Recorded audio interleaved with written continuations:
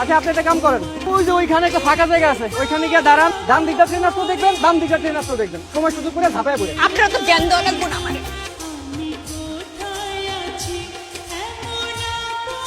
আপনি আমার পিছন পিছন আসলেন কেন? আপনি কেন সুইসাইড করতে চান সেটা জানতেই না। আমার আব্বার আমার সৎ মা মিল্লা একটা বুড়া বেড়ার লোক আমার বিয়ে ঠিক করছে, টাকার লোভে। তাও আবার আমি কি পণ্য কর? আমার কি টাকা দিয়ে বিক্রি করে দিব? আমি বিয়ার আসলে বসার আগে আমি পালাই আইছি। আমার মনে হয় না এই জীবন রেখে আমার কোনো লাভ আছে। এই যে আপনি সুইসাইড করতে আইছেন, কোথায় আপনার উপকার করবো সেটা না করে উল্টা আপনার সুইসাইডের কথা আমি ফেলে দিলাম। এইটা যদি আমার ম্যাডাম জানতে পারে তাহলে আর জীবনের জন্য আমার চাকরি নট করে দিই। তাই আমি আমার লাগে আপনার নিতে এসেছি। আসেন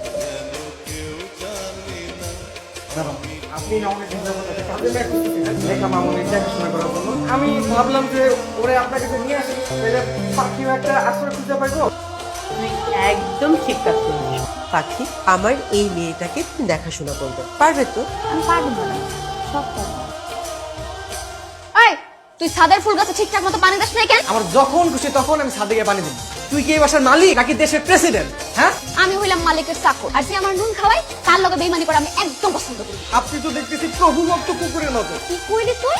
ওই ওই হাতে কি তুই কাকে ধাওয়া করছিলি? তেলাপোকা স্যার, তেলাপোকা। শোন, লেখার দিকে সব সময় খেয়াল রাখবি। আমি চেষ্টা করবো অফিস থেকে তাড়াতাড়ি ফিরে আসি। আর যদি কোনো দরকার হয় তাহলে আমাকে ফোন করবি, কেমন? এই চল তো, চল চল চল।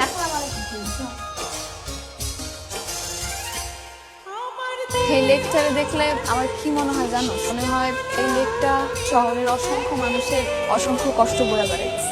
যখন আমার মন ভালো থাকবো না, আমার খুব কষ্ট থাকবে, তখন আমি এই লেকটার পাশে এসে দাঁড়াবো। তাহলে আমার মনে একদম ভালো হয়েছে। আর এই লেকের বুকে হাজারো মানুষের হাজারো কষ্ট লুকানো আছে। তাই তার কষ্টের কথা ভাবলে আমার কষ্টটা আর কষ্টই মনে হবে।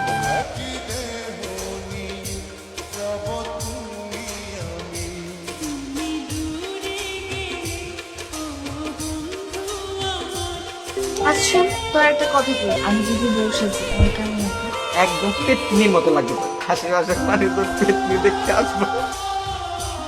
ওর সাথে তোর অনেক সুন্দর লাগে, একেবারে পরিলা। সত্যি সত্যি কইতেছিস?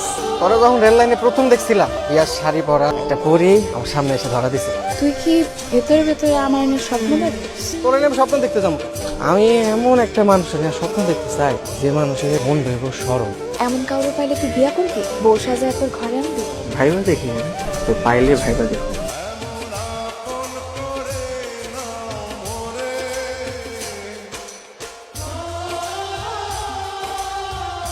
অনামিকা, এটা তো তোমার বিয়ের শাড়ি, তোমার গহনা। বাড়ির কাজের মেয়ের কাছে আলমারির চাবি তুমি তুলে দিয়েছো। তোমাদের ব্যক্তিগত বলে কিছুই থাকলো না। চাবি না হয় দিয়েছি, তাই বলে আলমারি খুলে সবকিছু বের করার সাহস থেকে থাকে। ম্যাডাম আমি আর কত যন্ত্রণা সহ্য করবো তোর জন্য? এই মুহূর্তে আমার চোখের সামনে থেকে সরে যা। তো চোখের সামনে থেকে সরে গেলে তো হবে না। ওকে এই বাড়ি থেকে চলে যেতে হবে। আমি কোথায় যাব ম্যাডাম? তুই যার নামে যা, যার নামে যা। চল যাস। আমি কোনোদিন তোর হাতের কিচ্ছু খেতে চাই না। সরে যা, সরে যা এখান থেকে।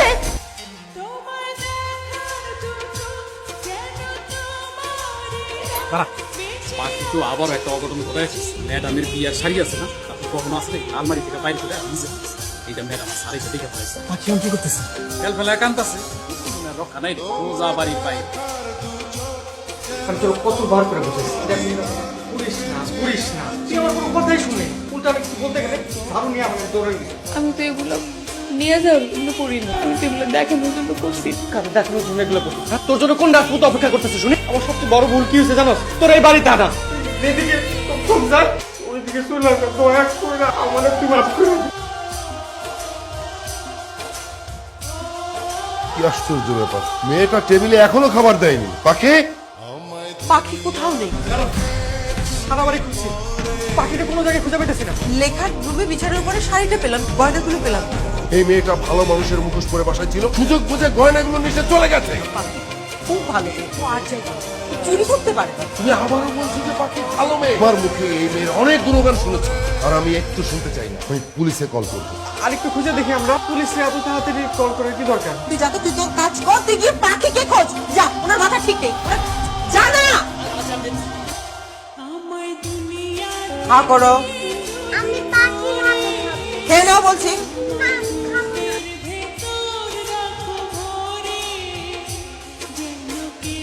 লেখার বাবা লেখা ড্রয়িং তোমার জন্য আমি আমার মেয়ের মতো পাখিকে হারালাম। আমি আপনার বলছিলাম না স্যার, পাখি কখনো এই কাম করতে পারে না। এইবার প্রমাণ পাইছেন তো স্যার। পাখি তো এখানে, পাশে সবাই তোর খোঁজা মরতেছে।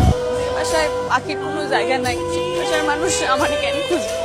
স্যার ম্যাডাম তোরে না পেয়ে অস্থির হয়ে গেছে। এদিকে লেখা তোরে না পেয়ে খাওয়া তো সবকিছু বন্ধ করে দিছে। তোর বাড়িতে সবাই তোর জন্য অপেক্ষা করতেছে। তুই আমার জন্য অপেক্ষা করতেছিলি না? তোর মনের মধ্যে এই পাখির জন্য ফাঁকা ফাঁকা লাগে নাই?